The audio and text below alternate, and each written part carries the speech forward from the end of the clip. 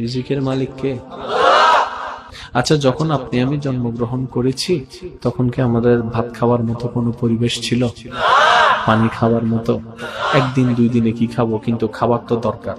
আমাদের আল্লাহ আমাদের প্রতি এত যত্নবান, আমরা দুনিয়াতে আসার আগে কোনো খাওয়ার ব্যবস্থা নাই, মা চিন্তা করছে বাচ্চা হওয়ার পরে আমি খাওয়াবো কি, কোন দোকানের খাদ্য খাওয়াবো, খাবে কিভাবে।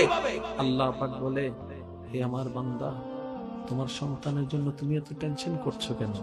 মা হিসেবে সন্তানের জন্য তোমার যেরকম চিন্তা দায়িত্ব আছে, স্রষ্টা হিসেবে আমার সৃষ্টির প্রতিও তো আমার একটা দায়িত্ব আছে। তুমি তো মা হয়েছো, মার জিম্মাদারি পালন করছো।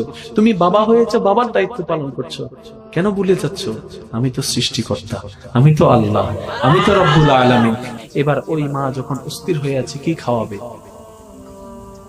আল্লাহ পাক বলে, টেনশন করিও না, ব্যবস্থা আমি করে দেব। আমি বলছি আপনারা শুধু মিলাইতে থাকেন। 8 মাস, 9 মাস, 10 মাস, যেদিন আল্লাহর হুকুম হয়ে গেল আপনি আমি দুনিয়ায় চলে আসলাম। যে মাত্র দুনিয়ায় আসলাম, এখন বাচ্চার কিছু খাবারের দরকার, কারণ পেট তো ভরতে হবে।